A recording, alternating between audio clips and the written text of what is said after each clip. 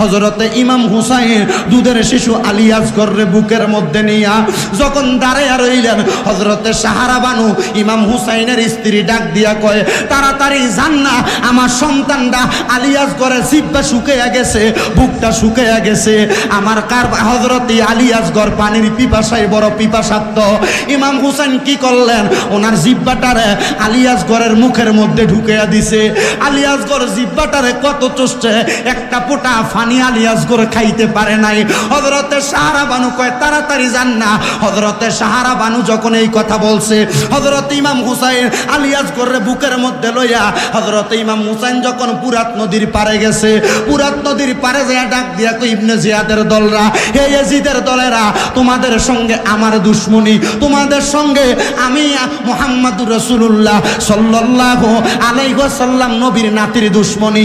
এই ছোট বাচ্চা তার কোনো দুশমনি নাই। তোমরা আমার কলিজার টুকরা সন্তান আলী আসগররে একটু পানি পান করাও। তার মা বলছে, হযরতে সাহারা বানু, তারে একটু পানি পান করাইলে তার মারও পানি লাগবে না, আমারও পানি লাগবে না। হযরতে ইমাম হুসাইন যখন হাতের মধ্যে আলী আসগররে লইয়া যখন আস্তে আস্তে ফুরাত নদীর সামনে গেছে, ইবনে জিয়াদের লোকেরা প্রথম বলছে পানি দেওয়া যাবে না। ইবনে জিয়াদের লোকরা যখন এই কথাটা বলছে, হযরত ইমাম হুসাইন এনাকে নিয়ে ফিরে যাবে, এমন টাইম ইবনে জিয়াদ কয়, পানি নিয়ে যাও। ফুরাত নদীর পানে যাইয়া হযরতে ইমাম হুসাইন যখন আলী আসগরের জন্য পানিটা হাতের মধ্যে নিছে, মুখের মধ্যে পানিটা দিবে, এমন টাইমে ইবনে জিয়াদ ইয়াজিদের দলের একজন মানুষ হযরতে আলী আসগরের বুক বরাবর এমন ভাবে একটা তীর মারছে, তীরটা যে আলী আসগরের বুকের মধ্যে লাগছে। হযরতে আলী আসগরের বুকের মধ্যে তীরটা লাগার সাথে সাথে ইমাম হুসাইন কয়, কি রে ইয়াজিদের দলেরা, আমারে আঘাত করতা, আমারে মারতা, আমার ছোট বাচ্চাটা কি দোষ করছিল, আমার ছোট বাচ্চাটারে তোমরা কেন আঘাত করলা? দুশমনের দুশমনি, দুশমনের সাথে আমার সন্তানের সাথে কেন দুশমনি করলা? কি জবাব দিবা কাল ময়দানে মাশরে? ইমাম হুসাইন কান্না করতে করতে করতে করতে আলী আসগররে লইয়া তাবুর মধ্যে গেছে। তাবুর সামনে যখন দাঁড়াইছে, সাহারা বানু দূর থেকে ডাক দিয়া কয়, হুসাইন, আমার সন্তান রে কি আপনি ফুরাত নদীর পানিটা পান করাইছেন? ইমাম হুসাইন কান্দে আর ডাক দিয়া কয়, সাহারা বানু গো, তোমার সন্তান হযরতে আলী আসগর রে আমি তোমার সন্তান রে ফুরাত নদীর পানি খাওয়াইতে পারি, তান আলী আসগর রে জান্নাতের পানি পান করাইছি। জোরে জোরে বলেন সুবহানাল্লাহ। আরে কারবালায় ঘটিল এক আজব কাহিনী, কারবালায় ঘটিল এক আজব কাহিনী, নবীর আওলাদ আসগর শহীদ পাইল না পানি। বলেন নবীর আওলাদ আসগর শহীদ পাইল। আপনি একটু মোহাব্বতে কর না, ভাল লাগবে আমার কাছে, একটু মোহাব্বতে বলেন, কারবালায় ঘটিল এক আজব কাহিনী, কারবালায় ঘটিল এক আজব কাহিনী, নবীর আওলাদ আসগর শহীদ পাইল না পানি। বলেন নবীর আওলাদ আসগর শহীদ পাইল না পানি। জিহ্বা শুকায়, গলা শুকায়, শুকায় ঠোঁটখানি। বলেন জিহ্বা শুকায়, গলা শুকায়, শুকায় ঠোঁটখানি। কান্নার আওয়াজ বাহির হয় না, কান্নার আওয়াজ বাহির হয় না, সেই জাদু মনির নবীর আওলাদ আসগর শহীদ পাইল না পানি। বাবারে নবীর আওলাদ আসগর শহীদ পাইল না পানি। বলেন কারবালায় ঘটিল এক আজব কাহিনী, কারবালায় ঘটিল এক আজব কাহিনী, নবীর আওলাদ আসগর শহীদ পাইল না পানি।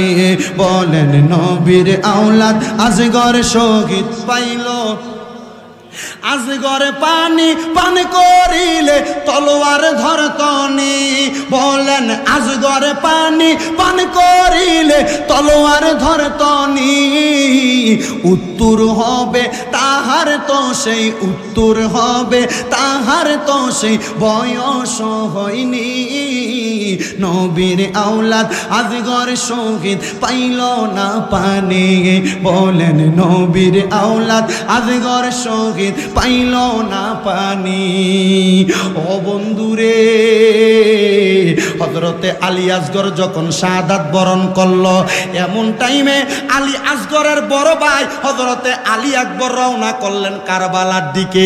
অল্প কিছু কথা বইলা আলোচনাটা ইতি টানার চেষ্টা করব।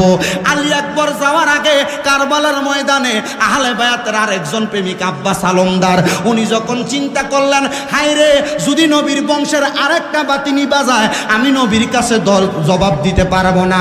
হযরতে আব্বাস আলমদার রাদিয়াল্লাহু তাআলা আনহু উনি বলে, ইমাম হুসাইন আপনি পানি আনতে পারেন নাই, আমি যাইতেছি, দেখি না তারা আমার নিয়ে একটু দয়া করে, আমার প্রতিনি তারা একটু এহসান করে। হযরতে আব্বাস আলমদার পানির একটা পুয়ারা নিয়া, আগের যুগে উটের চামড়া দিয়া পানির জন্য ঘুইট্টা বানাইতো, কি জানে বলে, মশক বানাইতো, পানির মশক বানাইতো। পানির মশকটারে হযরতে আব্বাস আলমদার ওনার বাম কাঁধের মধ্যে লইয়া পুরার উপরে উইটা আব্বাস আলমদার পুরাত নদীর পারে চলে গেছে। পুরাত নদীর পারে যখন গেছে, পানির জন্য গেছেন, আব্বাস আলমদার রে কিছু কয় না। এলাকার ভিতরে দেখবেন কোনো পরিবারের লোকে যদি দুশ্মনী থাকে, ওই পরিবারের কিছু ভালো মানুষ থাকে, দুশ্মনী থাকলেও দুশ্মনরা তারে কিছু করে না, কারণ সে ভালো মানুষ। ঠিক আছে না? ফুত যদিও দুষ্ট হয়, সন্তানটা বাবাটা খুব ভালো, এ বাফার দিকে চাইয়া ফুতের অনেক অন্যায় এলাকার মানুষ মাফ করে দেয়, কিছু কয় না, থাকলে তার বাপের ইজ্জত যাবো, তে বুঝে না কিন্তু তার বাপ বুঝে, এমন হয় না? আব্বাস আলমদার পানির পাত্র নিয়ে গেছে।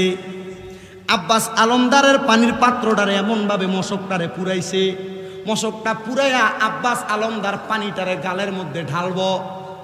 এমন টাইমে আব্বাস আলমদারের চিন্তা হয়েছে, আমি যদি এখন পানিটা পান করি, ওই দিক দিয়ে আহলে বায়াতের তাবুর মধ্যে ইমাম হুসাইন, হযরতে আলী আকবর, হযরত ইমাম হুসাইনের কলিজার টুকরা বউ, ইমাম হুসাইনের বোন ওই জায়গার মধ্যে পড়া রইছে। না রে না, আমি পানি পান করব না, এই পানি আগে নবীর বংশরে খাওয়ামু, এরপরে আমি আব্বাস আলমদার খামু। সুবহানাল্লাহ কোন।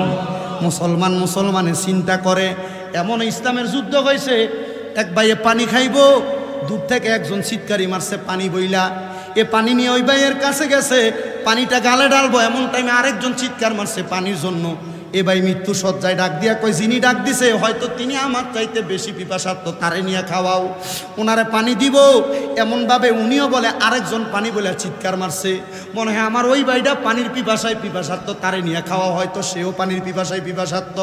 হায় রে, 7 জন এমনভাবে দিতে দিতে গেছে, আবার প্রথম জন পানি কই একটা চিৎকার মারছে, 7ম নাম্বার ব্যক্তি কয় মনে হয় তিনি আমার চাইতে বেশি পিপাসার্থ, তারে নিয়ে খাওয়াও।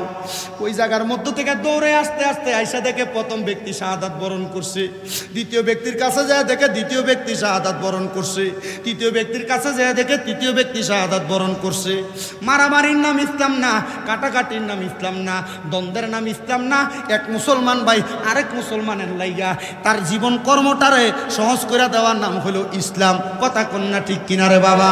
কিন্তু বর্তমান সমাজে মুসলমানে মারামারি, মুসলমানে দ্বন্দ্ব, মুসলমানে কাটাকাটি।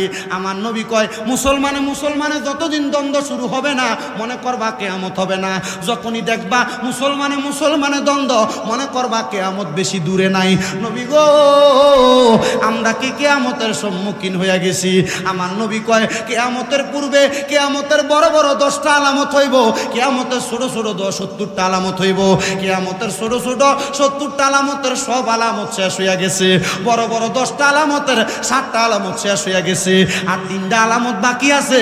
ওই 3টা আলামত যদি হইয়া যায়, ইমাম মাহাদি আগমন করলে, দাজ্জাল আগমন করলে, বাইটটা কিছু লোক পূর্ব দিক থেকে আগমন কইরা যেদিন শুনবা কাবা ভাঙতে গেছে, আল্লাহর কসম কিয়ামত হইয়া যাইব, কিয়ামত হইয়া যাইব, কিয়ামত হইয়া যাইব। ঈসা নবী আমরা নবীর উম্মতে আগমন করব, মুসলমানের মাঝে দ্বন্দ্ব তৈরি হইয়া যাইব। দাজ্জাল এক হাতে জান্নাত আরেক হাতে জাহান্নাম লইয়া সামনে দাঁড়াইব। জান্নাতের লোক কইরা দাজ্জালের কাছে বায়াত গ্রহণ করবা, আল্লাহর কসম বেঈমান হইয়া যাইবা, বেঈমান হইয়া যাইবা। আমার নবী কয় কিয়ামতের আগে একটা আগুনের কয়লারে, জ্বলন্ত কয়লারে হাতের মধ্যে রাত খা বড় সহজ হইব, কিন্তু ইমানদারের রাখা তার চাইতে বড় কঠিন হইব। আমরা ইমান আছে না গেছে এটার গ্যারান্টি আমরা দিতাম পারি না, কারণ আমরা হারাম খাই, আমরা সুদের খানা খাই, আমরা ঘুষের টাকা খাই, আমরা পরের হক মাইরা মাইরা খাই, আমরা মিছা কথা কইয়া কইয়া খাই। যার ঘরে খানা খাই এটা হালাল না হারাম আমরা চিন্তা করি না। আল্লাহর দোহাই রে, মুসলমান হইয়া ইমানদার হইয়া বাঁচতে কইলে আমরা জানতে চাই হালাল হারাম বাচ্চা মুসলমানে মুসলমানে মিল্লা চলার দরকার আছে না নাই?